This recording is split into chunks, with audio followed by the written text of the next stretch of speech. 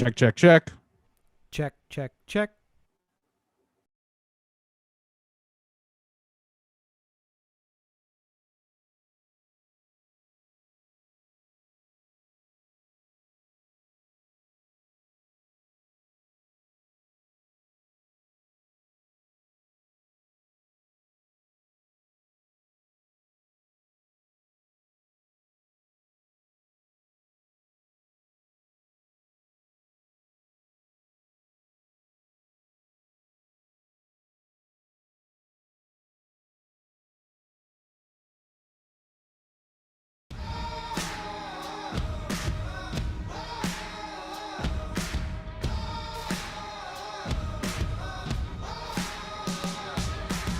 Hey everybody, it's Rob. We're just about to get started with this week's episode. Less than 10 minutes left. While you got a couple of minutes here, why don't you go check out otheanthem.com. It's where you can find everything Oh The Anthem, including the merch store, the podcast, and all of the videos. Open up a new tab. Anchor.fm/Oh The Anthem is the place where you can get direct links to all the podcatchers you use to listen to our show every week. Did you know we record every episode live on Facebook? Of course you do. But make sure that you're liking the page and turning on notifications so you get notified when we go live. We make a ton of video content between the podcast, the short films, Heretics. YouTube.com/Oh The Anthem is the place for it all. And of course you can find me on any social network at Robert N. Cheek. And me at LegendCB5. And you can find the podcast at Oh The Anthem on all your social networks.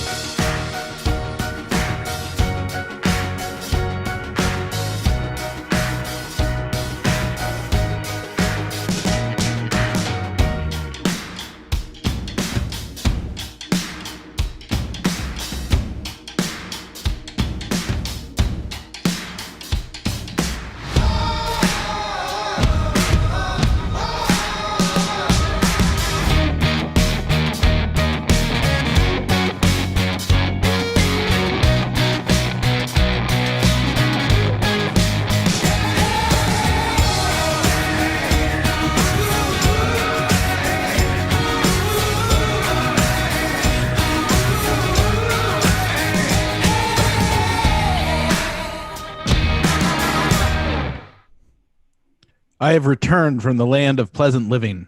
This is Corey, and it's the Anthem podcast. Good afternoon, everybody. It's Rob, or good evening, everybody. It's Rob.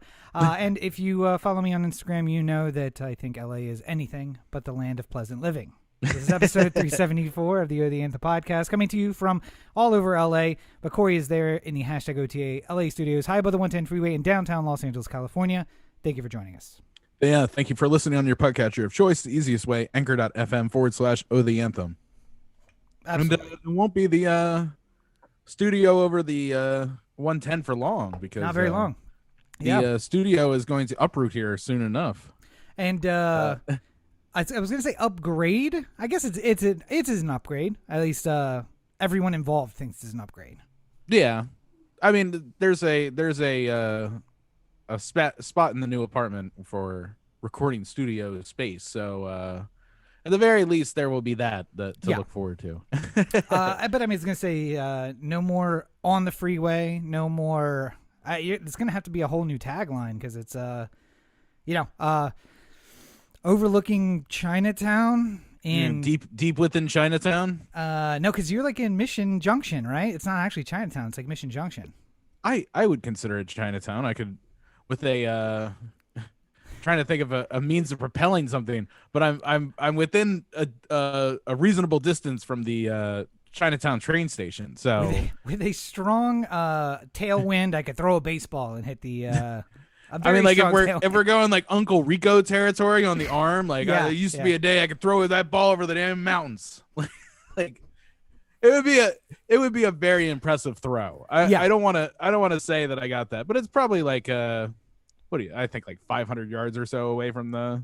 Well, producer Roberto, who's not with us tonight. You could smoke a cigarette and walk there and be done with the cigarette by the time you got there. I think that's a good. Yeah. Roberto said, producer Roberto, who's not with us tonight, said it's 2 minutes from the new apartment. And then I went there and I'm like, how fast are you running to get to that train station in 2 minutes? Like, I don't know if you have any concept of distance or speed. I mean, I feel like you could, if you booked it, if your goal was run as fast as humanly possible to the train station, then perhaps you could make 2 minutes. I mean, if you cut across the field, there's a and light jump the too. Fence, yeah, that's the problem. Is the light is going to really mess you up.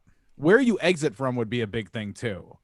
But I mean, like there is a way, I guess, hypothetically, where if I was just like, oh shit, the train's 2 minutes away, and I didn't feel like waiting for the one that came 15 minutes after that, then like I guess I could could book it. But Roberto saying it's a 2 minute run away and it being possible, and you saying that it's a 2 minute run away, the difference. Oh, not for me. Not for because you just said if I said the train's in 2 minutes, and I imagine you like running for a minute and then stopping and having a cigarette, waiting for the light to change, maybe a cycle or two, and then crossing and then running.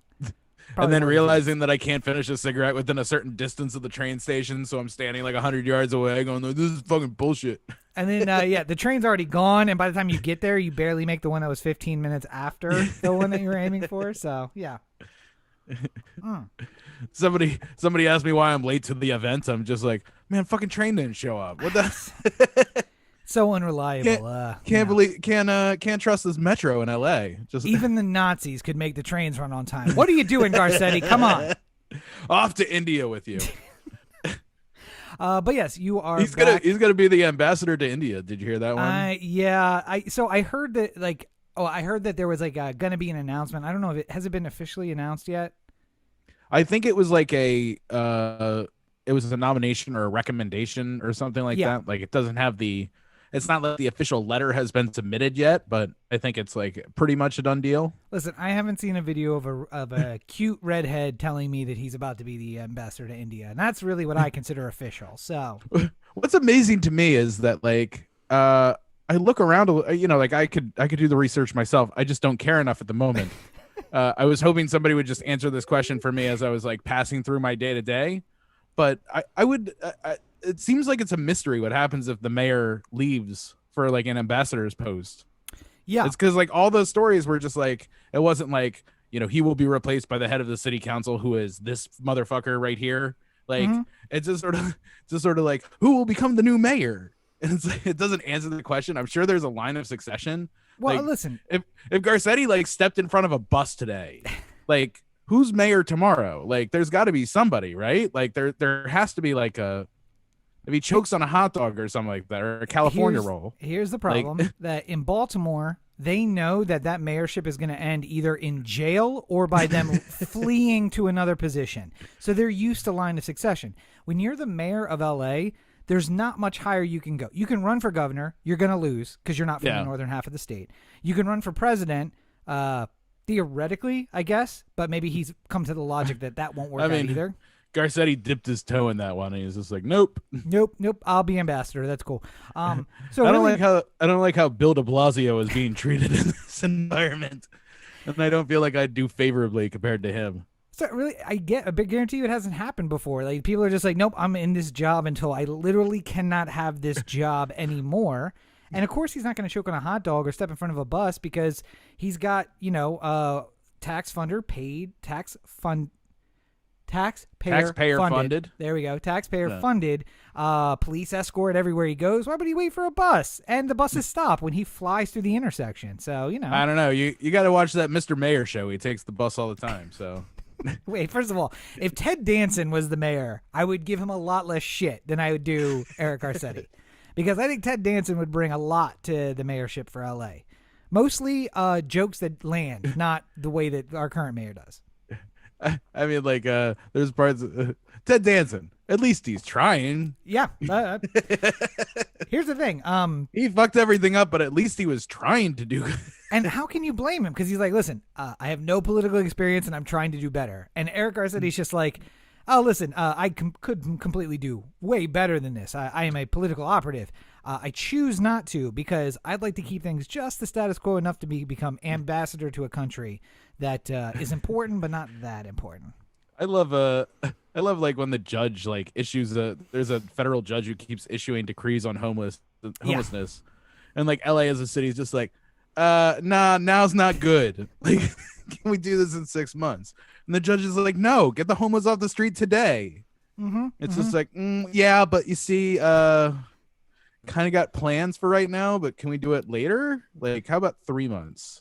There's a really good story of Andrew Jackson, who was a racist and a Southerner, and given 100 years, he would have joined the Confederate cause likely, but or the Republicans today. Yes, he was a Democrat then, but he was the Republicans are essentially Democrats historically, and Democrats are Republicans historically. And in fact, at that time, there were no. In fact, Jackson was a Democratic Republican, actually, which was both of them together against the Whigs. With Joe Manchin, if you will. Yes, yeah. But so Jackson, the Supreme Court, had a ruling against him, and he did nothing, and so they issued like a secondary warning order, and he was just like, no, I don't think I'm going to do that. And then they were like, if you don't enforce this, then we will find a way to enforce it. And Jackson said, if the Supreme Court would like to have that law enforced, they should come down here and enforce it. Yes. Because in the end, the court's like, hey, you want to do that? And you're like, nope. And they're like, we will hold you in contempt. And it's like, okay. Well, I'm at the White House, so if you... Yeah, if you can get through the Secret Service, go ahead. Feel free. I was gonna say right down the block, but it wasn't. Oh no, they were in the Capitol at that point. So it's like, yeah, I'm a short walk away. Anytime you'd like to come up here and just try. Good luck. Fucking bring it, Brandeis. I've killed over 100 men in my life, none of which were over 50 and white. So if you'd like to try this, anytime, guys. Andrew Jackson, famously the guy who, as president, won a boxing match. By the way, yes. I also like. It reminds me of Black Bush, the Dave Chappelle sketch. It's just. Oh, if the UN don't like it, why don't they sanction me with their army? Oh, wait, they don't have an army? Well, then they better shut the fuck up. What did you ask me? Man, you see my wife is right here, right? Like, you see her right here. Or the best one, wait, what were we? We were talking about the oil and the go. Yes, everybody runs. Oil? Oh, but you bitch, you cooking? Oh, wait. Zingbu, listen, aliens are real. Yes, absolutely. We've known for years. And the only reason I'm telling you now is because I'm leaving with them. They're taking me up on their ship. I'm getting out of here. I miss Chappelle. I'm really hoping that at some point he like does like another round of. Oh, I know, but I'm saying like I'm hoping for that joy again. That would be nice to me. I would look forward to that. So did you see Eminem? They're trying to cancel Eminem. Yeah. which one of the things that he did? So that is basically the stories I've read aren't about what he's trying to get canceled for. It's one, a reaction of like, which I know you're asking yourself, which thing did Eminem get canceled for? And then he put out a freestyle basically saying, you can't cancel me. My whole thing is you can't cancel me. Yeah. So I think Dave is a little scared because, there's some stuff from Chappelle's show that is not PC now. I mean, I was talking about this with the producer Roberto earlier. I think that if we all honestly look back on our lives, there's probably something somewhere that we've said. Yes. Even the good people, even the people who don't have a podcast where they talk about controversial things all the time. I think just forever, for posterity. The normal people even have things that they regret that they've said out loud, I'm sure, at some point. So like, I'm leaning more and more into the like, maybe we should have more humanity into the idea that people will make mistakes, but at the same time, that's not like carte blanche to do whatever you want. Right. It's like the people who I feel like cancel culture is just like, nah, I didn't like line of defense. It's just like the Matt Gaetz line of defense, if you will. Little Rob, did you cut up all your mom's clothes on the line? Nah, I didn't do it. Nope. It's like, okay, so you did it and you don't feel bad about it and you're just trying not to get caught. So clearly you deserve some sort of punishment for it. You're standing outside, like, the clothes are cut up and you have scissors in your hand. What are we talking about? If you like stood there with the scissors and you like looked at your mom and you're just like, you know what? I don't know why I did this. Something is wrong with me. Yep. I'm sorry. Please forgive me. People are more inclined to do that. I mean, like, I'm not the person I was 5 minutes ago when I cut up all your clothes, Mom. I'm sorry. I'm constantly in a state of growth, if you would forgive me for my transparent. But the reason I brought up those two things is I think we can all agree that Chappelle's whole thing is about like pushing the PC culture enough to just be like, listen, can we just make Dave cancel proof? Can we just say, listen, you go do what you think is funny because I'm going to find it funny. And I'm going to know it's a joke, and that's fine. And you know what? You make fun of white guys a lot. Like, one of my favorite characters is his white news anchor doing news stories. Yeah. It's amazing. I think that some people just put themselves in the camp of they're doing something so ridiculous that, like, canceling is not, like, a term that you would use for them because... Like Eminem. Part of the shtick is that they're pushing buttons. Like, South Park, like, could be... I think Trey and Matt could be canceled. Like they could do something themselves that would be, I'm not trying to wish ill will on them, but if they were Harvey Weinstein this whole time, then I think that will catch up to them. Wait. So you're telling me the show South Park doesn't necessarily get canceled without like that. Like I don't think South Park does some sort of episode that cancels them. Like they had Randy say the N-word on the show and kissing Jesse Jackson's ass. So I mean, like, that's also so you're saying that the two guys who showed up to an award show on acid dressed like two starlets of the era, there's a way those guys can get canceled? Because I'm not really 100% sure that they could. I mean, like, some people will just like, unless they do something despicable. I don't want this to stand as like, I'm like, it's not carte blanche, people. Don't try to push it. I'm in support of them forever, but I mean, like, as of right now, as of what I know, like, I don't imagine that there's anything like people would follow them. Like, if South Park was just like, oh, you crossed the line, they'd just make some sort of online show that would be just as funny and relevant and. Well, people would watch that instead. Like Family Guy got literally canceled like 3 times, and then they're like, "Oh, we're just gonna put it on Adult Swim," and then it became the most watched show on Adult Swim. So they brought it back. I think South Park is the same thing. The reason you want to cancel it is the reason everybody watches it. That's the whole point. Like that's what the show is. Simpsons is not that, And I don't know. Have you watched any recent Simpsons like in the last 5 years? I mean, bits and pieces. But remember, they do not push Simpsons was like a cancelable show at one point. Yeah. It was like people were like, I won't let my kid watch Beavis and Butthead or The Simpsons. And I'm just like, those are not the same shows. Like, my parents would not let me watch either of those or Married with Children because it negatively portrayed being married. And we see how that worked out. It's just unbelievable. I like, there are people who don't remember that Simpsons was like a hot button show for a while. Yeah. Because like Bart would say like, eat it to his dad. Eat my shorts. Eat my shorts. Like, it's like, and Homer oh my God. choked him on the show. Clutching my pearls. My God. I just imagine my mother actually wearing pearls, actually clutching them, like pre-watching the show to see if I should be able to watch it. Also, it came out on Sunday, which is like, listen, this is a Lord's Day. We're not watching The Simpsons on the Lord's Day. Along with that Greg the Bunny show. Do you remember Greg the Bunny? Which was like a little bit, yeah. I mean, like I remember. WB. I think it was like Seth Green was on that or something like that, right? Yes, he was. Yes, he was. He was the son. It was Married with Children, but it had a stuffed bunny, and I remember my mom and dad let me watch it until they walked in the middle of an episode, and then they were like, "What is this?" And I'm like, "Oh, it's Greg the Bunny. You know, you said Jack could watch this." No. This is on the list now too. I go, okay, all right, thanks, guys. Great. No cable in my house. Also, by the way, no cable. Just regular old antenna TV. I don't. So I don't have cable anymore. My parents still do. I know this because when I went home to visit them this past week, my mom had recorded things for me to see on cable, like on their DVR, which is sweet. It's really sweet. It is very sweet. She was just like, I recorded this biography of Mick Foley for you in case you wanted to watch it while you were home. We put it on and it was fun. Yeah. Now, see, I know my parents still have cable because... And then I cried a little bit because... Do you remember in Beyond the Mat when they show Mick Foley get hit in the head with chairs like 20 times by The Rock? Yes. And his kids are in the front row and they're like crying.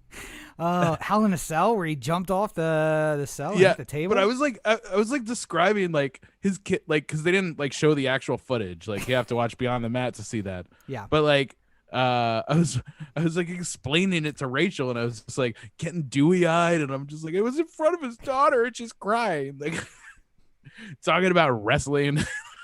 like it's a real high, like, well, I watched Young Rock this week, and one thing I could tell you is you don't use the F word when it comes to wrestling.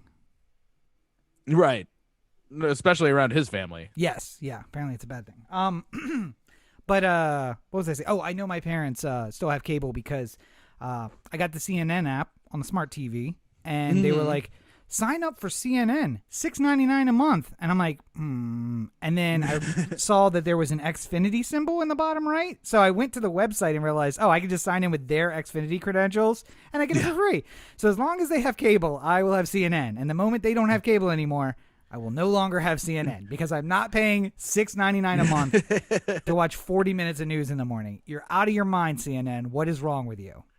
I like to imagine like Rob made like some big stand not too long ago about like, you're still on your father's cell phone plan and you're like mooching off the system. Yeah. It's just like, well, listen, the CNN access based off of the cable plan they're already paying for and would be regardless of whether or not I'm using it is really a fine line in the So it's not a fine line only it's not because... like I'm mooching off of them. It's just like they don't know that there's this benefit available that I'm using. No, they do know about it. And if they want it set up, they need their credentials, which is my dad's email and my mom's password, which they do not know.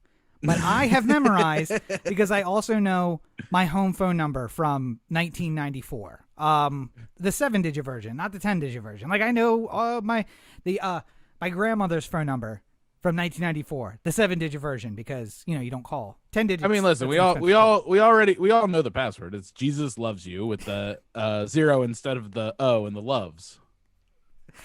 How dare you make a mockery of the Lord? Never use that as a password. All right. How dare you give my parents' password away? If it's broken, then that breaks Jesus' love for us, so we can't do that. We have to have something else. It's a deep code word.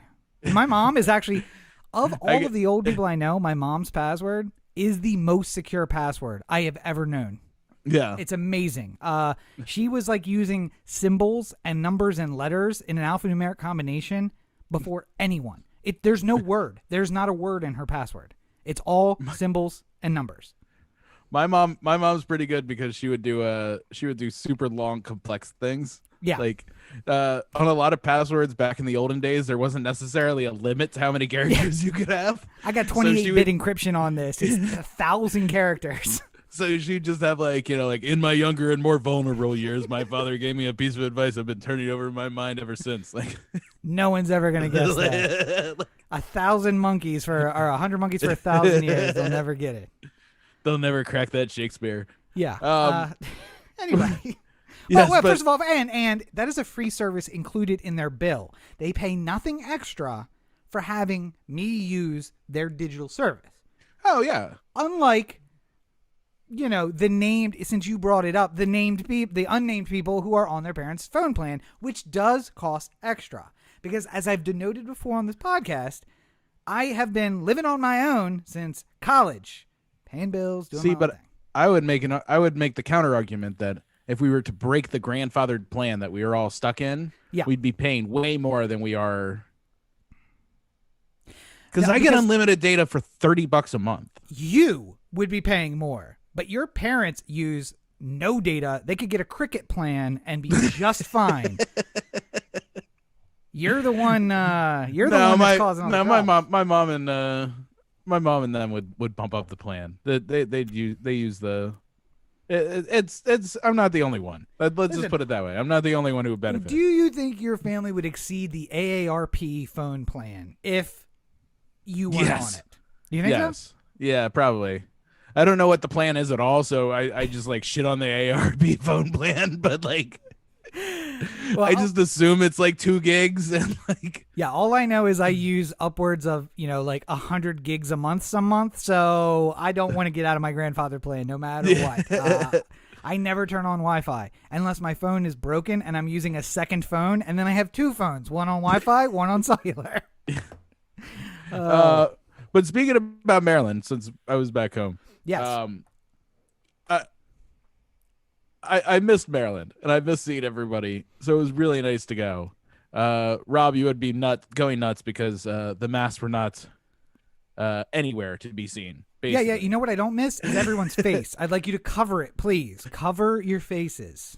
I would say this. I think there's sort of just generally been for some people it's been from April of last year of this like, fuck it, I'm not doing Corona anymore. Yeah. And I think like there's a small bit of Maryland which is like, listen, it's fucking 90 degrees. The humidity is 98%. There's fucking cicadas everywhere. I'm not wearing the goddamn mask. Like, I'm just not doing it. It's one thing too many. I will, like, there's people who are if it wasn't a brood X year, I could do the mask in the heat and the humidity. Yeah. But cicadas and the mask is too much. You got to get rid of one. I can't do them all. Like. All right, when the humidity breaks, Maryland is unreasonable enough at this point. You can't throw in the mask as well. It's just, I won't take it anymore. Listen, God is telling you it's not fit for human habitation and you should leave. That's what I'm saying. It rained in LA today. Yeah, usually like when the 15 unusually large insects show up, it's a sign that God is very angry with you. Wait. So you're telling me there's unbelievable heat. The humidity makes the air so thick that you can see it. And there are insects invading all over. Yeah. Oh, also a plague that killed a million people. Maybe God is trying to tell you something. This is not a place where you should be living. Meanwhile, again, it rained in LA today for about 15 minutes, and then it stopped, and then it got up to 85 degrees with 12% humidity, and it was very nice. It was a nice day. It's amazing too how many people like it'll rain one day in Los Angeles and people will like post on like Twitter or Facebook like, "Oh, my day is ruined." So spoiled. So spoiled. You have no idea. Like there are literally locusts descending upon us in Maryland. Like now, to be fair, also, it's cloudy today. I was going to go to the beach. we are like 1 in 500 probability at this point of the earthquake that will literally kill all of us. So Right. everywhere's got its problems. The weather's beautiful until the building collapses on top of you in a 9.9 earthquake. True. That sucks. Yeah. Or cicadas fucking outside your window, waking you up at 6 a.m. To be fair, the cicadas, they were. It rained for the first 2 days I was there. So no cicadas because they don't. No they don't cicada come out. sounds. Yeah. It was very light. And then that Tuesday was when the sun first started coming out, and they were loud as fuck. And I was in places where they were like, particularly like I was in the woods in places, you know. Yeah. So yes, they're very loud.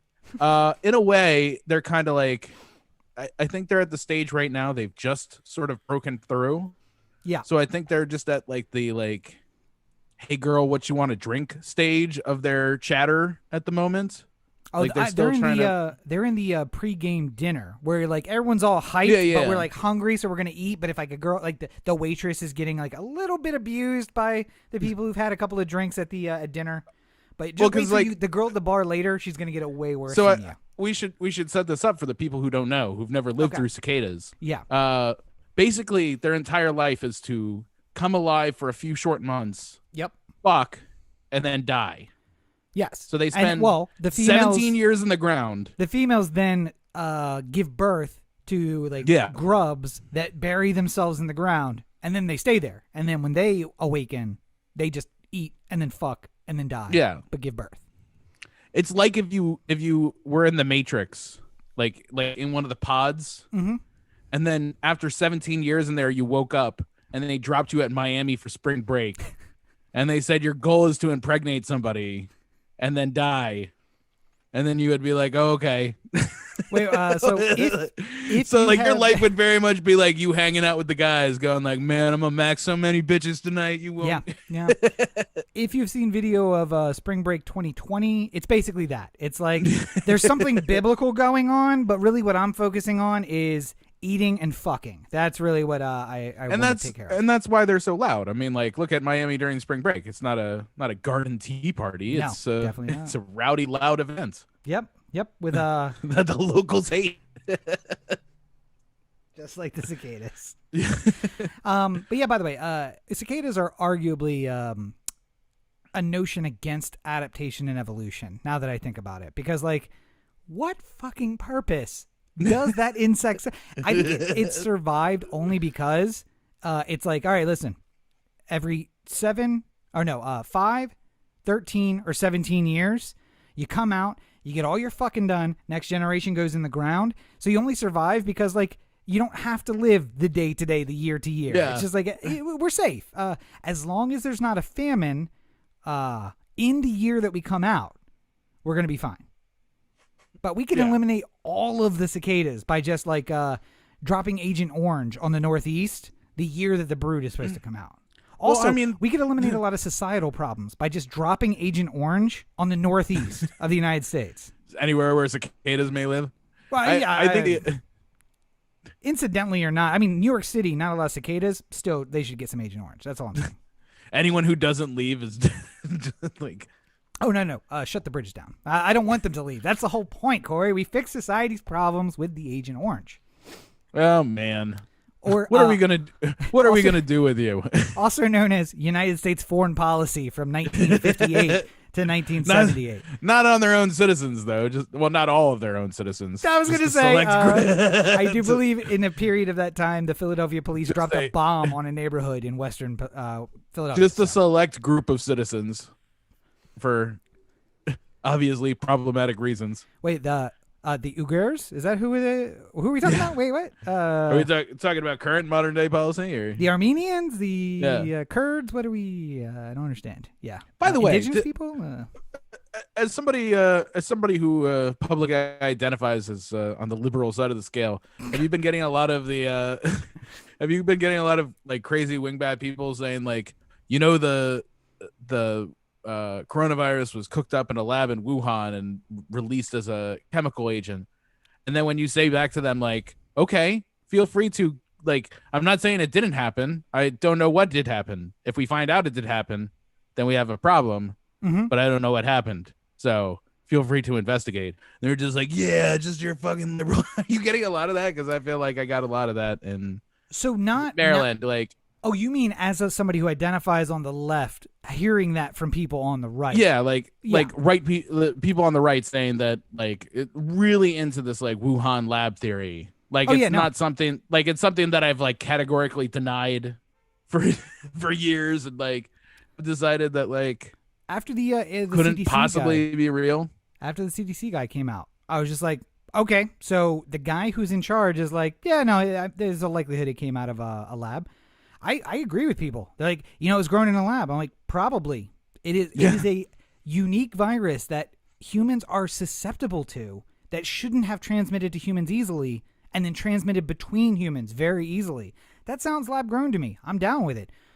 Okay, so I get the pause. They're like, yeah. What? You... Of course you would say that. You're just trying to get in my head. I responded with I got it a couple times. I responded every time with I thought it was fake. And then they're just like, well, no, now it's a weapon. I'm just like, oh, so the weapon killed 500,000 people plus. Like, now it's cool. Now it's real. Yeah. Are we still going to try and keep more people from dying from it? Oh, of course not. Well, listen, I don't know if you've noticed, 254 shootings this year. 254 shootings thus far in the United States in 2021. We are 6 months in. Yeah. 180 days. And some judge just overturned California's AR-45 ban. It's the assault weapons AR-15. ban. AR-15 assault weapons ban. Yes. But assault weapons in general. Whatever. A federal judge is just like, go have fun. And it wasn't. See, stop listening to Roberto. He doesn't know shit about shit. All right, he doesn't know shit about fuck. Listen, I read an article. I know what I'm talking about. The judge overturned the federal assault weapons ban, which leaves in place local bans so long as they are strictly written to address a local problem. The problem is the federal government said, we don't like these guns. We're going to ban them. But like California said, gun violence is a problem. The ability to shoot 30 people very quickly is an issue. Therefore, we are going to outlaw the guns that allow you to do that. Now, you can have an AR-15 so long as it's only modified for semi-automatic fire. If you modify for fully automatic fire, it's illegal. That is strictly written to address a problem affecting your locality. So it does not fall under the judge's purview. You can't say, we don't like those guns. They're outlawed. Federally, because also, by the way, if you're in Alaska, maybe you want to throw a lot of lead downrange if a bear is coming at you. There's a reason to be like, for Alaskans to be like, listen, I get that in the lower 48 you don't hunt with an M16. I also don't hunt with an M16, but I carry it with me for the bear that's trying to get the moose that I just shot. When I shoot the moose, I got to fight the bear for it. So the shotgun for the moose. You could be like that woman in the video saving her dogs. Yeah. Just shove that bear over the fence. Fuck that bear. First of all, when I saw that video the first time, I really wanted that bear to go bear on that woman. I was like, oh, is this going to end up with like nature? Remember that video show that was like when animals when nature go wild? Attacks or something? Nature attacks. Yeah. That's where I thought we was going with it. I thought they were going to be like, oh, she fights off, she pushes the bear, she goes to scoop up the dog, bear comes over the fence, like claws out like Wolverine, like rah. But no, he just ran off. Fucking cats. Dumb bear. Or he's by the way, did you see the long version of the video? Do you know why the bear was upset? No. The bear's cubs. Oh, the dog was fucking with him, right? The bear's cubs were the first ones to go down the fence, and then the dog jumped up and nipped at one of the cubs.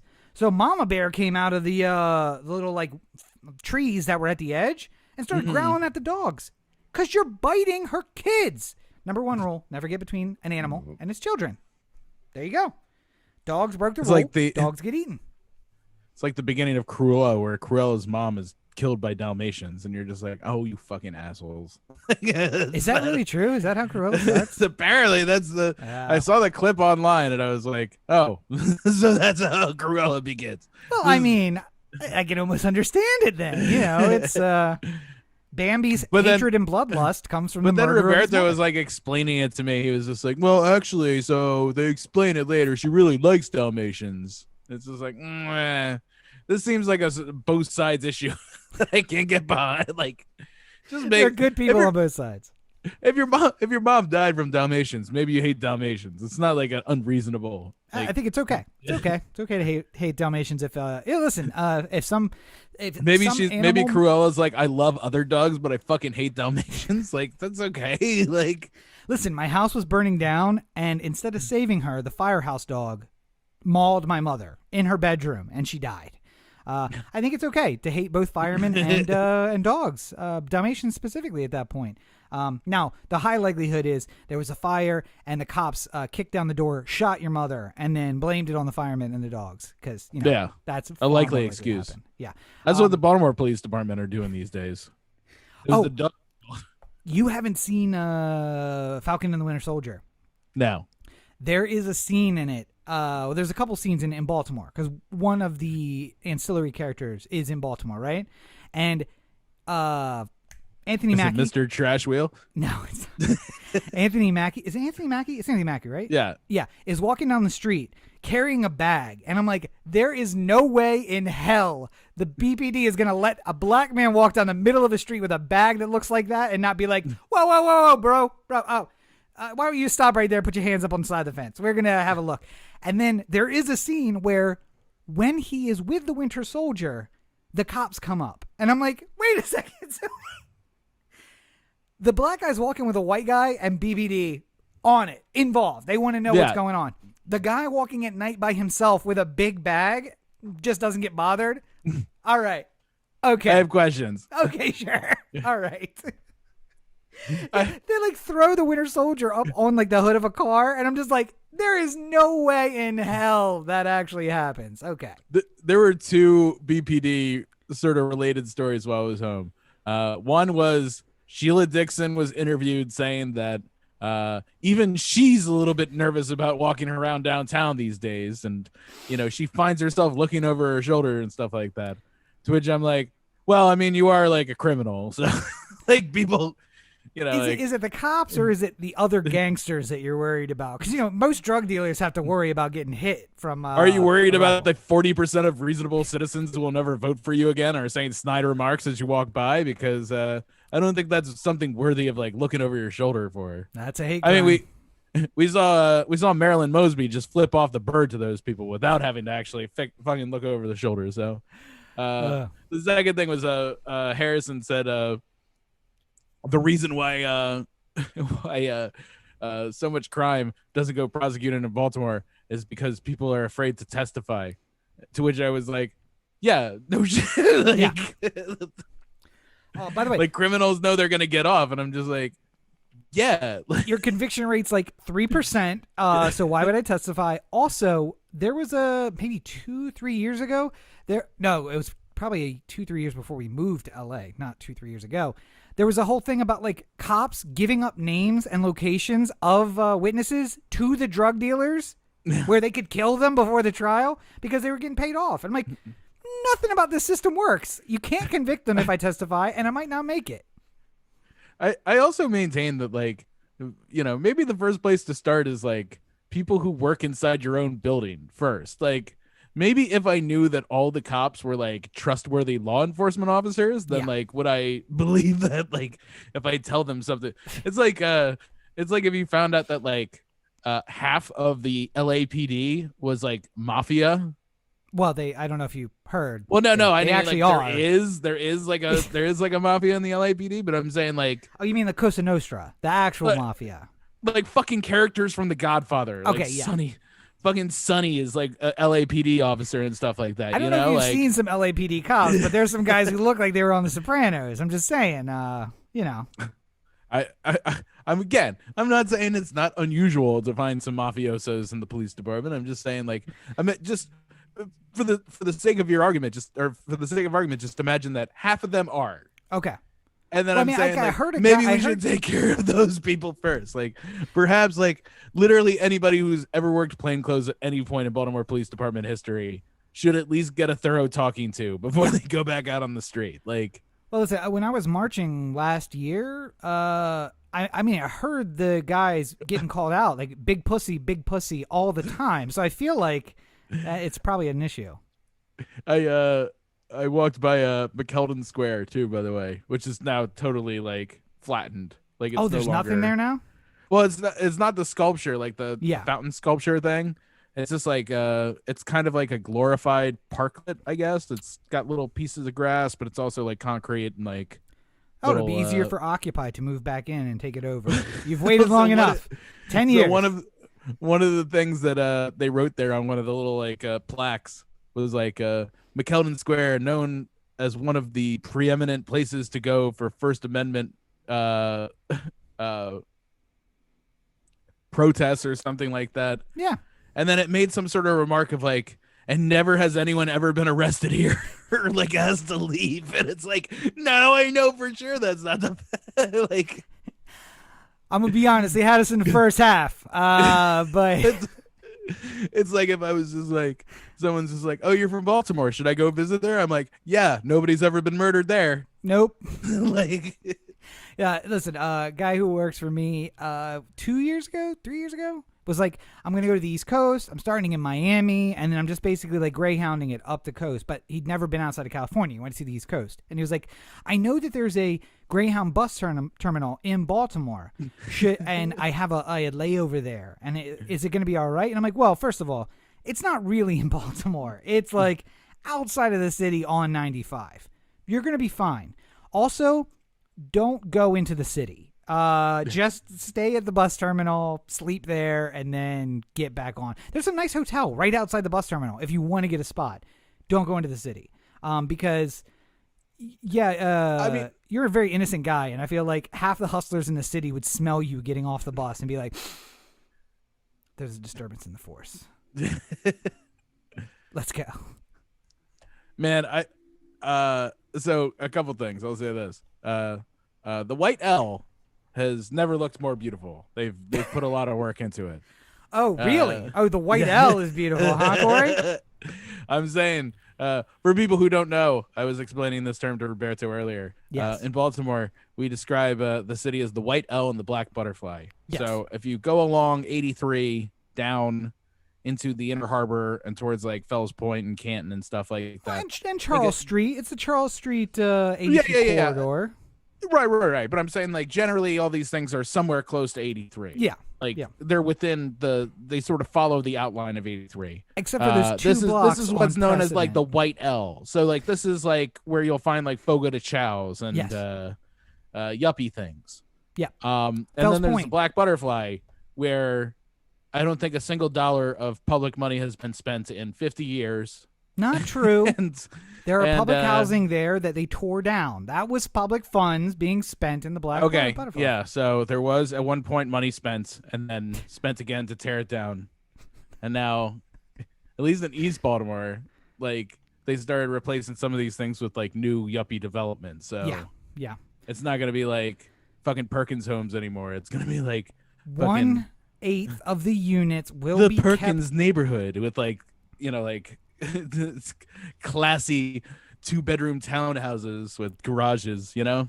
1/8 of the units will be kept for low-income housing, okay? So if you make less than $150,000 a year, you know, like 120, you will get access to the low-income units there. So those families can move right back.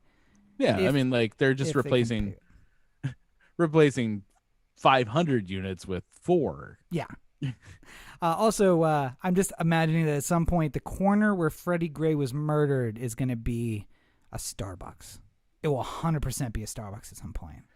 See, I wonder though at what point like real investment comes to like, so like there was like an honest conversation about whether or not to turn the legendary Highway to Nowhere, yes, 40 west of the city, into a like real life dirt bike track and park. Yes, like because like kids will ride the 12 o'clock boys will ride their like dirt bikes and ATVs on city streets, and it's a real big problem for white people. And and like instead they were just like, well, there's a stretch of road we're not doing anything with. Why can't they just ride it there? By the way, squeegee boys too have not gone away. I'm Still as sure. prevalent as ever. COVID And don't stop the squeegee boys. I don't. And I almost feel like they have like the sixth sense for what white people from the county are going to get the most unnerved by them approaching their car.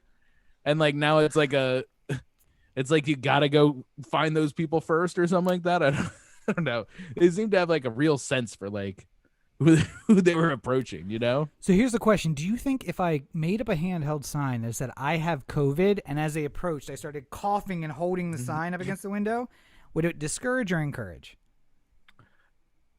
I mean, probably discourage. Or wait, would they give the like, okay, game recognized game. You got me. You got me. All right. I don't know. I mean, like, I feel like there's a lot of things that you could do to discourage somebody from walking up to the car. I mean, the easiest one is just like politely go like, no, like I'm good. It's the hand and the down. Now. Yeah. Nope. Right. And then there was one guy who came up and like, you know, I gave him the like, no, you don't have to worry about it. And then he started anyway. And I was like, you know, like, I don't have any cash on me. Like, I just don't carry cash anymore. He's just like, nah, man, it's good. It's all right. And we just talked about the Oriole game, and he was fine with it. I think he was hoping that if he did it anyway, I was going to find some cash all of a sudden. Like if I did have cash, I was going to find it. But you also can't be mad at the person who literally doesn't have anything to give you. Like, you know, like I do think he looked at you. If you choose like, to do the act on your own, then like, you know, and I told you specifically I don't have cash, and you continued to wash my window, then like, I don't know what I you know, I don't feel like there's a contract that I deserve to like give you money. Like he looked at you and said, "This looks like a cat that goes to frequent businesses that are cash only." So I feel like maybe he's got some cash somewhere that I could have. But he made a mistake. That's only in LA. Those businesses are here, so you don't have to carry cash at home. Yeah. But I mean, like, it was going to the ballpark, so you didn't have to carry cash there. So true. Yep. No cash at the ballpark at all anymore. Right? At least for COVID. I was gonna say they it's all touch stuff now, right? Because they don't want to trade cash. Yeah. All credit cards and stuff. Now wait, did they round all the prices up so it's not like $17.23 for a Mac hot dog? No, it's it's all, I can't remember. It's all random prices though. Yeah, and prices that make no goddamn sense. And you're like, okay, so now I have a charge for $17.23 on my fucking card and not from Oriole Park, from like some company in Roland Park, and I'm gonna be like, what the fuck is this charge now? Oh yeah, that's right. It's a single hot dog I ate. Did you ever see Zach Greinke talking about the guacamole at Chipotle? No. Like he tweeted, like Zach Greinke is an interesting cat for anyone who doesn't know him. He's just like, he's really like introspective and unusual, but like in all the best kind of ways, you know? Like Stephen Wright, if he was a pitcher. Like the comedian Stephen Wright. Yes. The pitcher Stephen Wright, but like the comedian Stephen Wright. Bald guy, has a very straight face. That's Stephen Wright. He had Zach Greinke had a tweet a long time ago where he was just like, when you charged me an extra $1 for guacamole, I was like, it was a worthy investment. But now that you're charging me $1.50, I feel like we've extended the bounds of what I'm willing to pay for this. So I will not be getting any more guacamole on my burrito at Chipotle. Granted, this is somebody who's made $200 million in his life. Like, an extra 50 cents for guacamole is nothing, but in his mind, he's decided that's a very specific expectation for what I will be willing to pay extra for guacamole. To be fair, half the time they charge you, and it doesn't even end up on the fucking burrito, and then you're like, what the fuck? I splurged, I got the guac. I like getting the guac every time because sometimes I don't get charged for it. Right. Yeah. Sometimes I feel like if you stay too long in the line, they feel bad that like you waited a little bit, and they're just like, "Oh no, it's just meat. It's just steak," and they ring you up for just the steak as opposed to steak and guac. I would say that someone who absolutely is not producer Roberto flirts with every person in every line under the auspice and hope that he'll get a discount on something. I have a hilarious Rachel story to tell. Oh God! Wait! How does flirting person who is not okay? The word auspice made me think of it because it was like a 750 SAT word. First of all, there's a new SAT. All right, that is 1,000. I know SAT. I don't know how the new one works. So So, I had a little something for breakfast before we left one day. Mm-hmm. And Rachel looks at me with a straight face and she says, are you asphyxiated? And I like looked at her and I was just like, what? And she's like, satisfied. And I'm like, satiated. And she's like, yeah, it's the same thing, right? Like, no, it's not. Asphyxiated means I'm choking. Satiated means I'm like satisfied. And she's just like, wait. Okay. Oh, what okay. was that? What was give me your explanation? What are the two things? Asphyxiated means you're choking or being choked. I thought you said joking, and I was like, no, choking. Do you know what asphyxiated means? Because that would make it even funnier. Like if I was being asphyxiated with a bag. Yes. Like I was being choked with a bag. Yes. A lack of oxygen. Yes. Versus but I thought that was funny. I thought I should share. She like if she ever finds out that I shared that. Well, she's got to listen to the podcast to know that I'm telling these jokes on. Yeah, that's never gonna happen. Don't worry, you're fine. 6 years from now, she'll just be like, "Hey, I just got around." I was gonna say 4 years from now when she's like, "Well, your podcast is great because the babies they just go right to sleep whenever I turn it on." So, sometimes I just let it run. And I heard you make a joke about my asphyxiated, satiated thing, and that is not funny. You're gonna have a fight in 5 years. 2 kids down. 5 years from now, you're gonna have to go a month without sex because you just made a joke about her today. How's that make you feel? It's funny. I don't care who you are. It's funny. Now, listen, I'm the one who gets yelled at when I make jokes like that because it's rude. But I still will do it because I'm an asshole. So, what are you gonna do?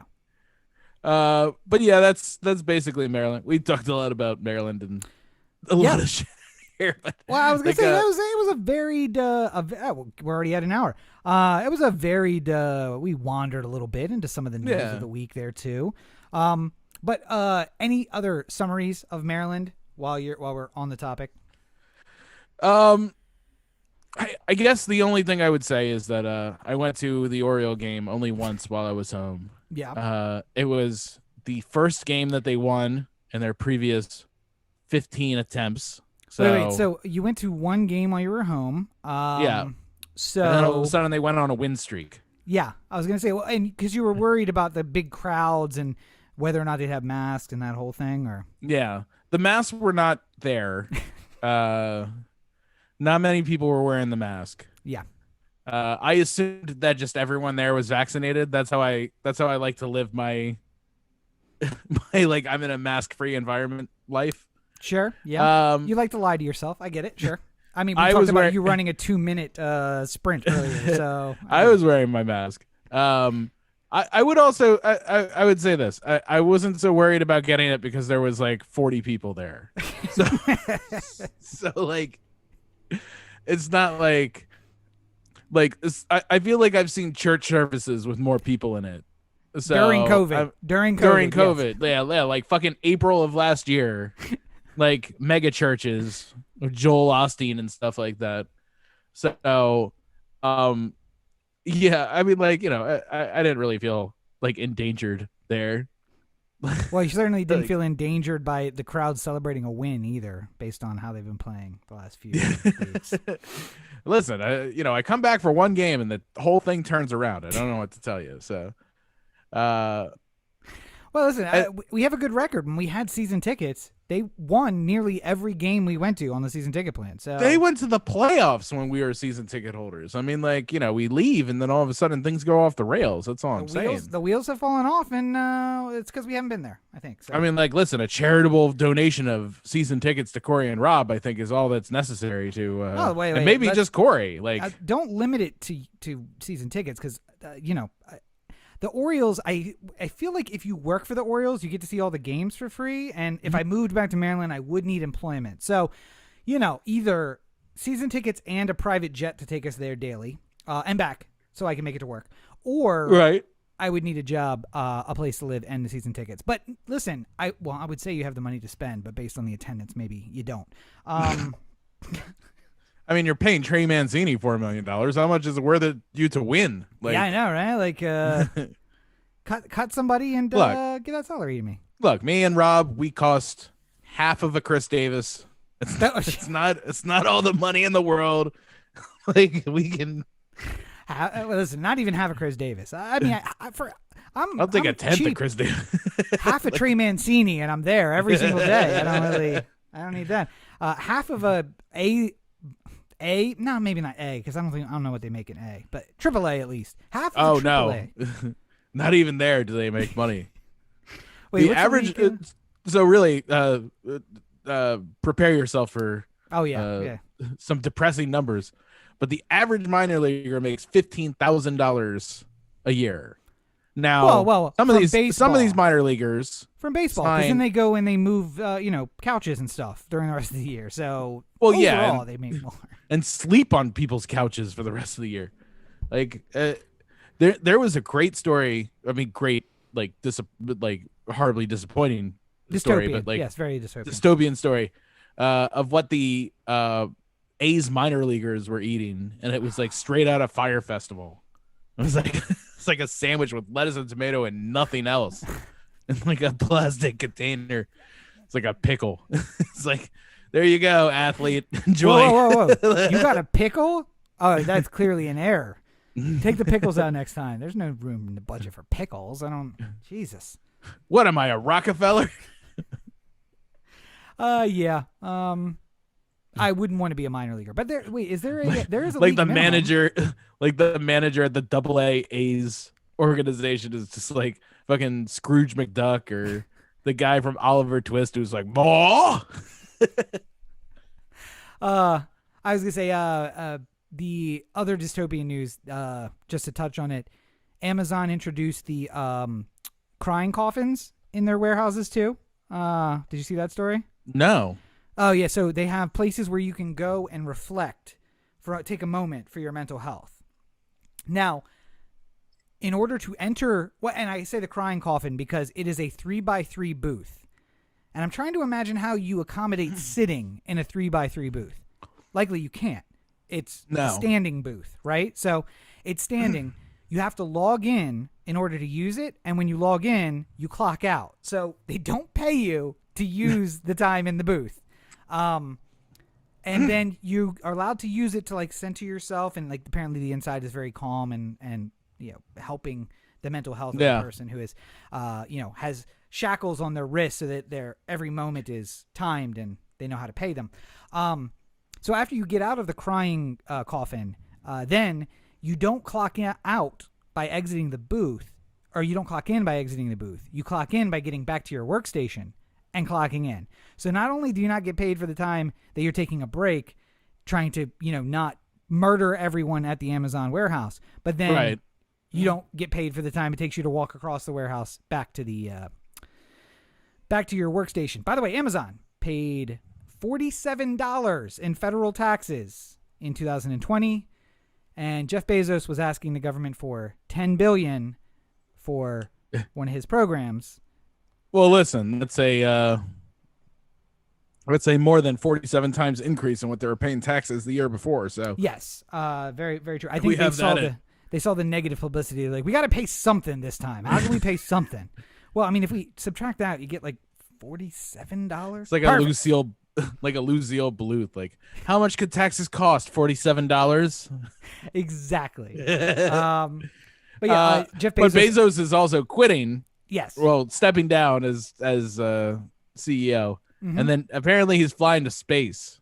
Yes. So, what I think would be really funny is if, while he's gone, we all pretend that Amazon went out of business. Like, in the 2 weeks without His Majesty, like Amazon is now bankrupt. You're so much nicer than me, because immediately when I heard that he was going to space, I was like, I have seen a lot of tragedies on the launch pad, and wouldn't it be amazing if the test rocket blew up on the launch pad? And if it was Elon and Jeff Bezos in the fucking rocket, like, we're going to space, bro. Yeah. And just like it was $200 billion just disappears like that. They never imagined it would be 30 degrees in Florida. And here's the thing. Here's why it's That's funnier. a deep pull. That's a deep pull for people who've never seen Challenger. Here's why it's funnier than Challenger, because now they would absolutely be like, I'm sorry, why it's funnier than Challenger? Like, yes. So I feel like almost everything is like by definition is funnier than a tragedy that killed astronaut. I mean, like, you and I have a different sense of humor. That's all I'm saying.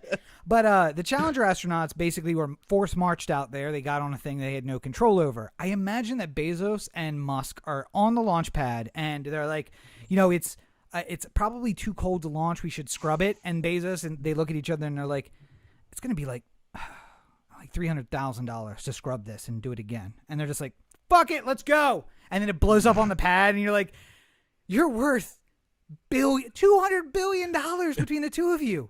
$300,000 is worth your life? Good. Fucking good. Yes. The Rolls Royce you drived in cost more than... Oh, and then if the explosion of the rocket sent a single piece of debris up, and we had a perfect camera angle, like low over the fender of the Rolls Royce, as this arcing piece of material slams into the hood of the Rolls Royce and blows it up. All right, now I'm just making a Michael Bay movie. I don't know. Man, this is my dreams. I don't know what to tell you. I don't know what else we have today. Any other important stuff we should talk about? I mean, we could have talked about Joe Manchin, but like honestly, I don't know what there is to say about Joe Manchin anymore, because I mentioned Nazis earlier. Like, that's basically the same conversation. I feel like the only hope is to just have the vote. Yeah. Like put the bills up. Say, Joe, feel free to find 10 Republicans who want to vote for this, and then watch it fail, and then maybe he'll learn something. Like, because then what do you have to go to him after the bill fails and then say, so what do we do now, Joe? Yeah. And if he's the dumb one with his hat in his hand, then perhaps maybe he'll come up with a solution on his own. Here's the problem. Do you think West Virginia is going to vote for a more liberal Democrat? Oh, absolutely not. Right. So he's just going to be out. Yeah. I mean, like, he's not going to win. That's the problem. Hey, Producer Brooks making an entrance. Yeah. Looking very fluffy. Going to say hi. He did love Maryland. I will tell you that. There were so many dogs and yards to play in. I was going to say, he hasn't been outside in like 4 months, so it was nice. His whole life. Yeah. He hasn't been outside. No, he's been outside, just not like nearly as much as he was in Maryland. Like every prisoner, he does get yard time. It's very brief. It's based on whether or not he's been a good boy or not. But then he just got, parole. Unfortunately, he violated that parole back in the cell. So now he's stuck. There'll be more yard time when we move to the new place. It'll be he's the yard. He's getting transferred to the minimum security place where he'll get more yard Country time. Club prison. Yeah. Well, listen. He technically does have a white collar, so he really should be in that prison to begin with. I'm only here for bank fraud. Hey, you're in there with hardened criminals. I don't know. That guy's got a knife on him at all times, and it just always smells like drugs in this place. I don't know why. Wow, the studio is a lot like prison. There's like weapons. There's a guy who wants to sneak a gun in illegally. Somebody asking about asphyxiation in a very positive light. Man. Freezer full of meat. Somebody gets shanked in the C block. I mean, yeah.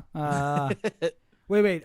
Do you have visitors over? I didn't realize that the Orsini guests were there. Anyway, so Joe Manchin, we can talk about him. But here's what I've realized over the last 2 weeks. If you wrote science fiction from 1945 to 1960, you would say things L. Ron like Hubbard. I got it. Not that started a religion, but like other science fiction. You would have described the year 2021 with, humans spreading out to all sides of the galaxy in warp drives. Flying cars. Yeah. The concept of Star Trek was invented around this time, where there was a utopian society on Earth where no one really worked. Everyone kind of had office jobs doing maintenance over autonomized machines that did all the hard work for us. And if you wrote dystopian science fiction at that point, then you accurately described what 2021 was going to be like.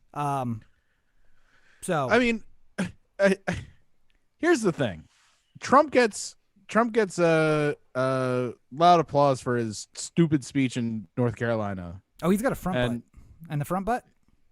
Yeah, I mean, a lot of that was based off of a photoshopped image, so I don't want to listen. No. I don't want to take away people's joy. There's a video. How do you Photoshop that out of a video? Believe me, there's ways. Also, how do you get the folds in the front of the pants? Those are back thigh wrinkles. You and I both have worn suits on many occasions, and those are back thigh wrinkles. Those are back thigh wrinkles. All right. I'm not going to take away this moment from you. I'm just saying that Snopes has already gotten on top of it. So. Oh, it's Snopes? Oh, you believe Snopes? Do you know who's behind Snopes? No. But who's behind Snopes? Big pants. I've never actually worn a diaper in my suit, so I'm not 100% sure how that would affect the wrinkle pattern. That could make things a little different. I don't know. No, but Trump gets applauded again for one of the most incoherent speeches I've heard in a long time, not just from him, but just, in general. And then Brian Kemp at another event gets booed off the stage. Like, if your line is so thin, like that Brian Kemp doesn't make the cut, like, Democrats for the longest time, like, they were just like, all right, well, like we like AOC, but there has to be a place in the party for someone like Pelosi because we need that many different types of people to have a majority. Like there needs to be a wide enough swath of people underneath our party to make it work. And the Republicans are just like, nah, fucking 4 people. That's it. Those are the only ones we like. Like, Brian Kemp is like, listen, I denied voting rights to 450,000 people. Yeah. It wouldn't even have been close if I just let everybody vote, but we took away the vote from a lot of people, and it was close. I stole the election before that one, personally.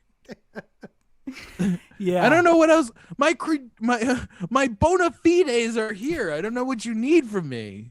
But Benjamin Netanyahu, by the way, is about to be out because I heard hated by somebody further to the right, apparently. Hated so much that the party on the left finally was just like looking at the party on the other side of Netanyahu's party, and they're like, he's not going to be that bad. I mean, like, at least we know what we're getting, right? Like, Bibi pretends to be this thing and he's not. So, you want to link up and get rid of this guy? I mean, we joke, but sometimes I feel like if the choices in the Republican primary were Donald Trump again or can of gas and matches, I feel like we have to at least give can of gas and matches a try, right? Like, it couldn't be worse. I mean, for you and I, but to be fair, if this primary was going to be Ronald Reagan, George W. Bush, and Donald Trump would take it in a landslide. Like 1980s Ronald Reagan, 2000 George W. Bush, and Donald Trump. And Trump, everyone from the Republican Party would be like, who are these 2 liberals that you're bringing into our party? Yeah, I mean, like, the problem is that the current day Republican electorate would just be like, what are we doing with this Hollywood liberal in our group? Wasn't he part of a union? Communist. Okay. Yeah, we know what that means. Compassionate conservatism? All right. That doesn't sound like a wall to me. Okay. Guest visa program. I have cousins who need to pick fruit for a living. Now, they're not going to do that. They're not going to do it because that's demeaning. But they need a job. So don't let those guys come take their job. The job that they're not going to do. By the way, George W. Bush spoke Spanish at several of his events. Poorly, but he spoke Spanish. Yeah. I think that would immediately lose him the primary at this point. I don't think that he would be able to compete. His advisor would be like, George, listen, I know you want to do this whole, bringing Latinos into the party. Not the time. Read the room. This is not the election to do that. What we want to do is to stop talking about how you're from Texas and start talking about how you're from Connecticut. You are a white bread, old school, George Washington era white family in America. I mean, listen, if you were any more white, you'd be a Nazi. Just kidding. That guy's a Nazi. But you're close. That's the important thing. I had an idea. Okay. If we got another Bush to run, Yeah. there is another Bush that's running. twins? Jeb's, no, one of Jeb's kids, I think, is running for like Secretary of State in Texas or something like that. I can't remember. Yeah. Interestingly enough, as part of the campaign goodies that they're giving out, it's beer koozies that talk about how Trump appreciates this guy, this kid of Jeb, who got run over by, like whose father was run over by Trump. Yeah. Yeah. I think the only way you can make it better is if, like, when you get introduced at events, you have like this like little EDM, like please clap, like playing like a little like. I keep thinking about it like be more club music though, like please clap, please clap, please clap. Like, yeah, no, my mom's really ugly. Please clap, please clap. My dad's a Zodiac killer. Woo! By the way, that's makes me think of how Arch Manning, who is Peyton's kid, I think. No, the other Manning that didn't make it to the NFL. Oh, his kid. Okay. Yeah. Cooper, I think, was his name. Cooper, yes, the one that doesn't matter. So his kid is. Hey, he sold insurance in the General Tennessee area. He's made a good life. No, you're thinking about Peyton. Peyton's the guy, the insurance guy. He was yeah, I'm sorry. By the way, he how has much a lot do you of hate jobs. It? You're an insurance salesman. You struggle your whole life to like be known for insurance, and your brother's like, "Oh yeah, I'm doing a State Farm commercial." Bruh. It's not enough. You don't have enough. You got to take insurance as well. Oh, Hall of Fame quarterback, all that sort of stuff. You got to take insurance for me too. No, it's cool. It's cool. We all knew your forehead was big enough for both of us. Anyway, so apparently his kid is like looking amazing at NFL tryouts or whatever workouts. He's a high school kid. I think he's like they're about to go to college somewhere. Yes. Or he's going to pick next year or something like that. Pick the they're doing the like draft day, but like I pick the college day. But I did read a story that was just like, so people were only allowed to see certain parts of the workout. They weren't allowed to be there the whole time.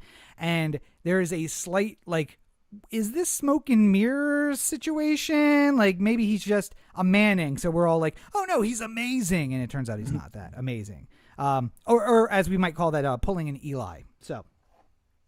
I mean, I feel like if you're a top flight coach, like somewhere in the SEC or something like that, you have means to find out whether or not like there's other footage of him, you know? Yeah. Up and into including like breaking into his iCloud and finding his own videos. Like for a second, like if you told me that like Alabama hasn't hacked into somebody's computer before, I'd say you're out of your fucking mind. Like, yeah, there's a lot of black kids that go to Alabama. Of course there's no way this industry that makes millions of dollars where you don't have to pay the athletes doesn't also engage in criminal behavior. Because we know that they engage in like the like campaign or like not campaign like NCAA. Finance violations. Yeah, like you can't pay the athletes, but there's nothing saying that they can't work at a local car dealership where they just happen to make $10,000 a month. Yeah. Or sitting in the back room and watching YouTube all day. Like, I say $1,000 an hour where they don't actually work. They're in the back room with the tutor that you also pay for to help them keep their grades up so they can play. So, Yeah. But yeah. And they get to drive one of the Lambos home at the end of the night. Like, listen, it's a different car every day. They just all happen to be luxury cars. I don't know what to tell you. All I'm saying is that if Alabama was seriously trying to figure out whether or not Cooper's kid play, they'd fucking break into his computer or some shit. Well, here's the other alternative: that he actually is a really great player. Archmanning@gmail.com. Password Peyton wasn't all that great anyway. Wait. Put an exclamation point at the end of it. Yeah, there we go. Okay. Enter. We're in. The thing is, you watch all the video and you're like, he's an amazing player. Then he lines up at Alabama for his first snap, gets hit by a linebacker, broken spine. He's Mr. Glass. Who even knew? In none of the videos was he getting hit. We had no idea. No. He can throw the ball 90 yards, but his bones break if they're slightly touched. I I was wondering why they called him avian bone syndrome. No, it's why he can throw so well, because the bones are so light. It just like slides through the air. He's like a lot of force. It's great. Yeah, his nickname is ABS. Oh wow, like he's like really good at stopping and starting and like not getting locked up and stuff like that. Like I like that. It sounds like a dynamic athlete. No, avian birds, avian bone syndrome. Oh, what's that like? He flies down the field. Yeah, let's say it's because let's just go with that. Where's the check? Oh, okay. We'll have another talk in a little while. Just understand, even if he doesn't play for you, you can still sell a jersey that says Manning on the back. That's got to be worth something for your. Now, wait, though. It's college. They don't put the names on the back. You can get them on the back, I think. Oh, that's right. See, those of you who don't know, the players don't play with their names on the back, but you can buy a jersey with their name on the back. You can buy a Lamar Jackson Louisville jersey. Yep. Lamar Jackson sees none of the money, but you can buy it all you want. And he never got to play with his name on his back, right? No, he did. He did. Yeah, that's right. Yeah. Wait, is it Ivy League? There's one of the minor leagues not minor leagues, but like Colonial League didn't allow names on the back, but they did because I know Hofstra did. But so usually it depended on how much school the program had. Like if you played at like an Alabama or a Clemson or something like that, like they can afford to put New Jersey names on the back of their jerseys every year. But if you play for Hofstra, like they're just giving out that number 1 jersey to whoever wants it every year. Like they don't got time to put a name on the back. Little League. I want to be number 15. Yeah. Looks like it's available. Grab it off the rack there, buddy. Wait, is it going to put my name on? Nope. You're 15 and up until you're not 15 anymore. I always liked in like LTRC, like the like rec league baseball.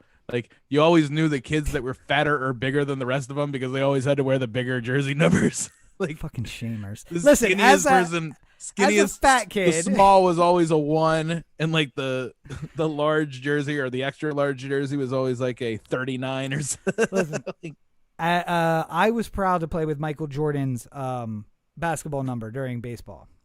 His second one, the 45. The 45, the 45. Yeah. That's the one. That was my Little League number all the way through. And it's not really fair because they didn't have my size. They had to sew the 4 and the 5 together to give me a jersey. It's super rude. Was it wrong that mine just said tilt?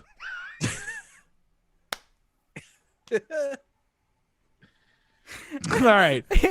Wait, no, my team colors were red and gray. I just was out there in a Target fucking t-shirt. Like, didn't even have a size for me. Just, hey, Target. Yeah. All right. Big bullseye on my back.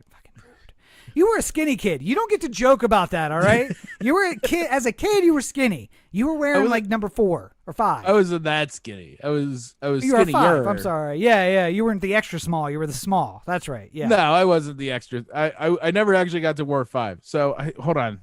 I wore 21 at one point. It's all a lie. You didn't get to wear number 5? Where'd the 5 come from? Because that's my number. You didn't wear it. Yeah, but that's because I couldn't fit in the 5. Like, so hold on. I try and remember it based off of. So I was, we played for the Giants and I wore 25 because I remember asking my dad who wore number 25 for the Giants. And he said, Barry Bonds. I was just like, is he any good? My dad was like, yeah, he's pretty good. And I'm like, good. Good to know. Also, he has a very large, round head. You guys not are at that point. That was before. That was way before. Yeah, that was before. Yes. That was way before we got into a big argument in the comments section. And then I was with the Yankees once. I know. Shock and awe. Why would they even have that team? Yankees. Yeah. I don't know. They didn't have other teams, but they had the Yankees for God's sakes. And I was 21 on that team because I remember I had Paul O'Neill's number. Yes. So I used to, whenever I got drafted by a team in rec league, I used to follow the person who wore my number in the majors.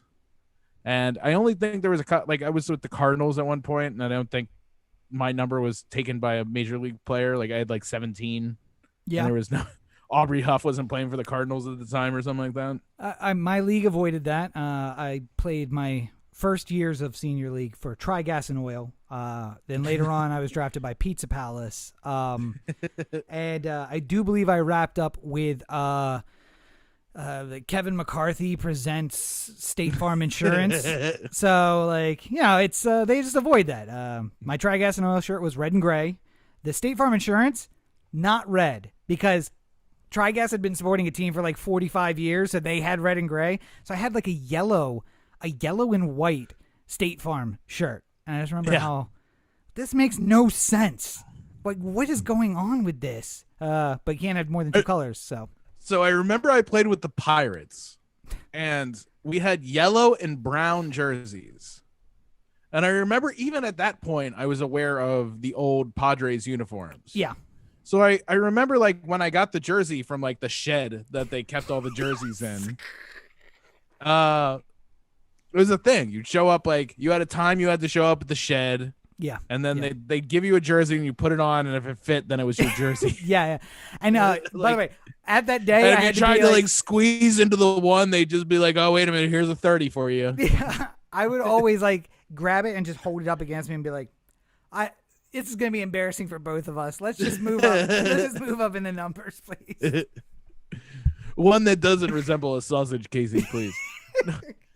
But I remember I got the yellow and brown jersey that was supposed to be for the Pirates, and I just like looked at them and I'm just like, "Why aren't we just the Padres?"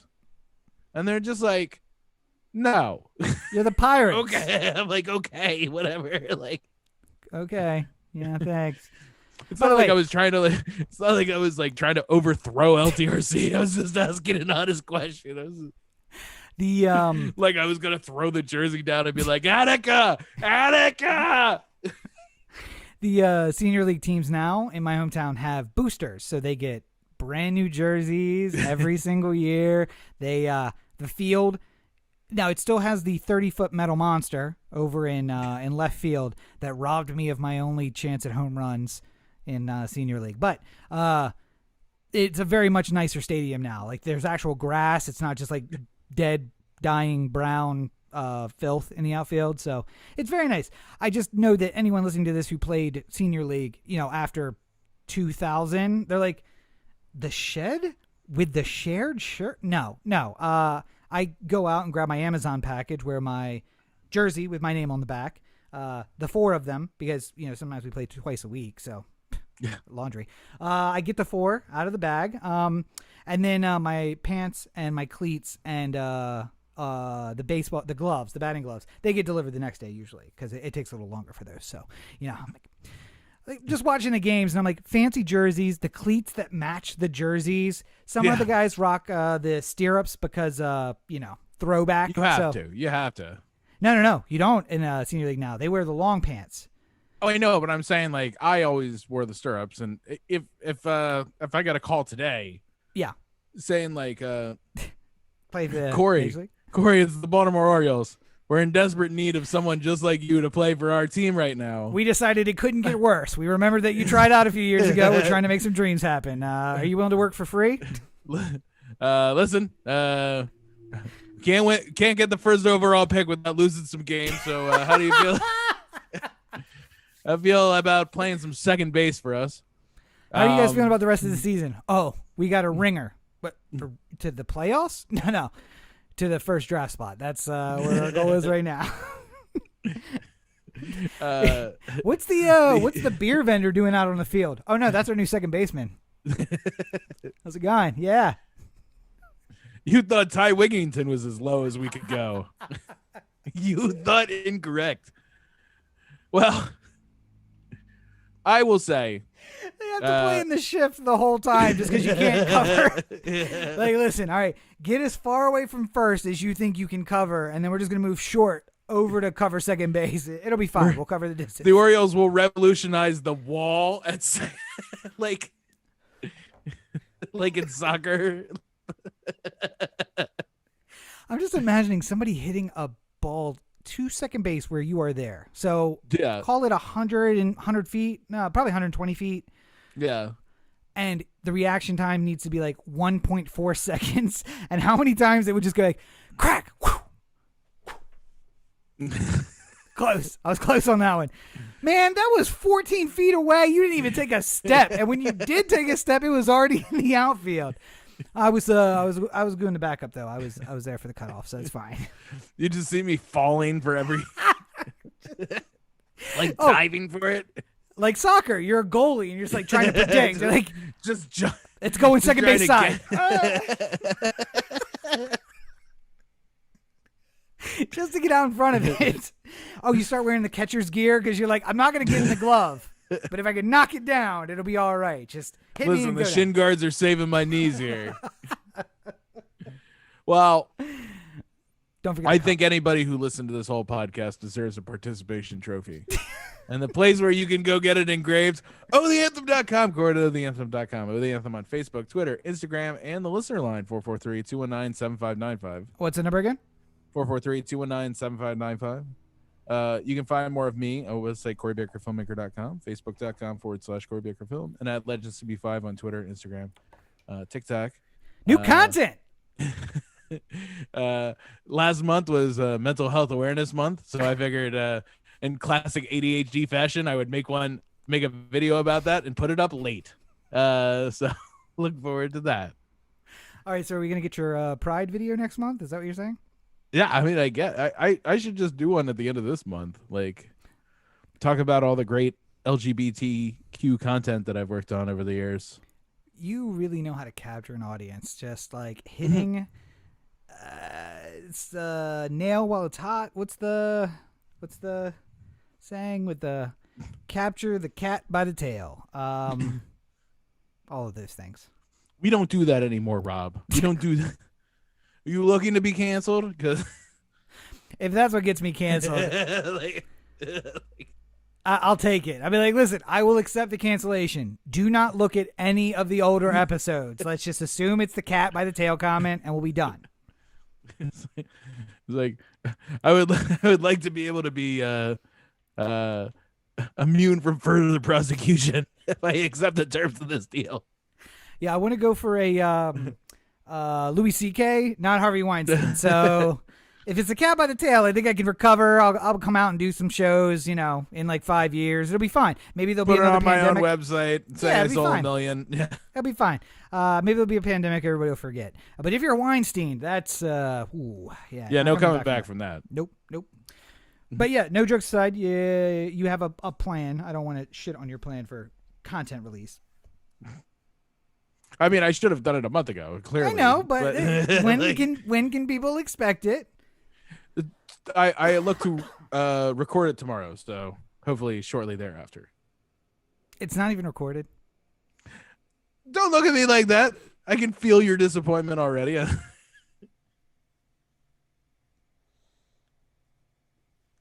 It's gonna be from the heart, though, so it won't take that.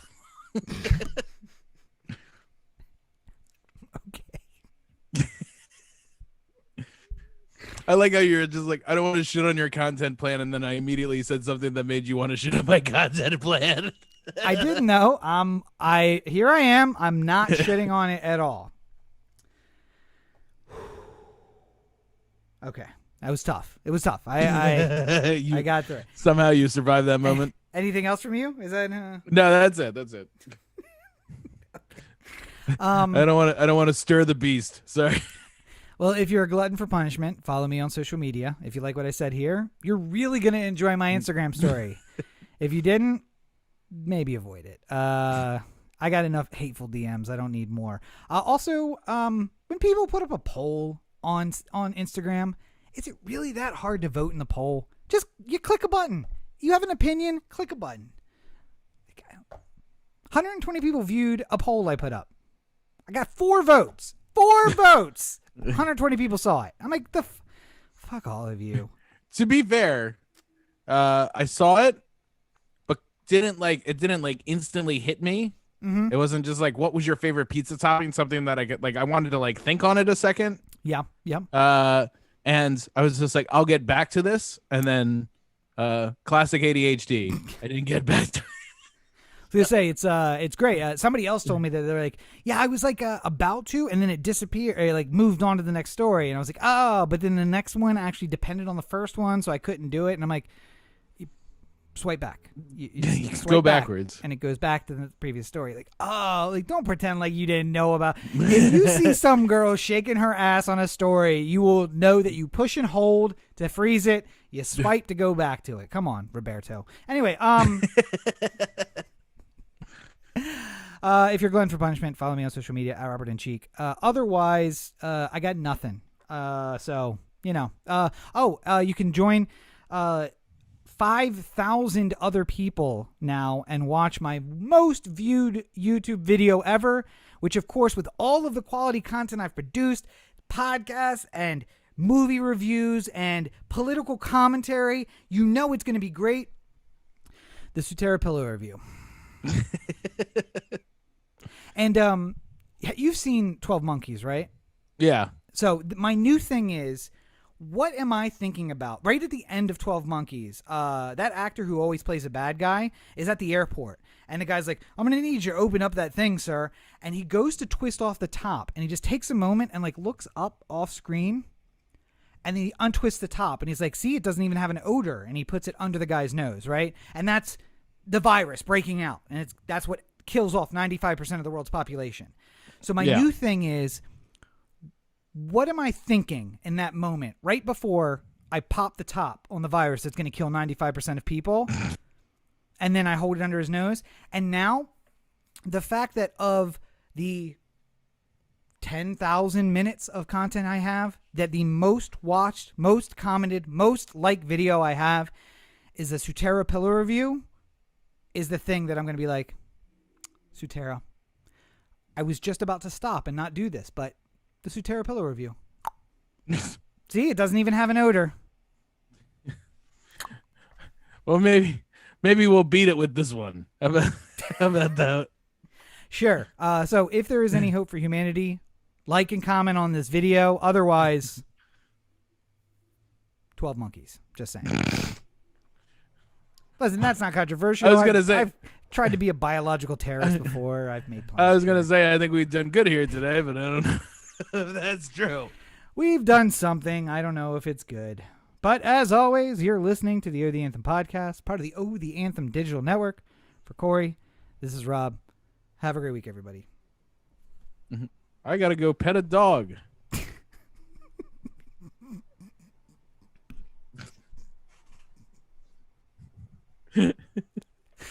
So, just after what's the dialogue after the movie? What would you call that? Or after a book? Like a postscript? Yeah, the postscript. Yeah. I talked to my nephew. We FaceTime every now and again, and that is how he would end one of our calls. Uncle Rob, I love you. We'll talk soon. I got to go pet a dog. And it just disappeared. After, by the way, like walking up to the Facebook portal and calling me. And now I'm having a conversation. My sister doesn't even know we're talking, but he's just like, I got to go pet a dog. And he's gone. And then I'm just like, hello? Hello? I don't want to hang up in case you come back. Hello? Oh, there must have really been a dog. Okay.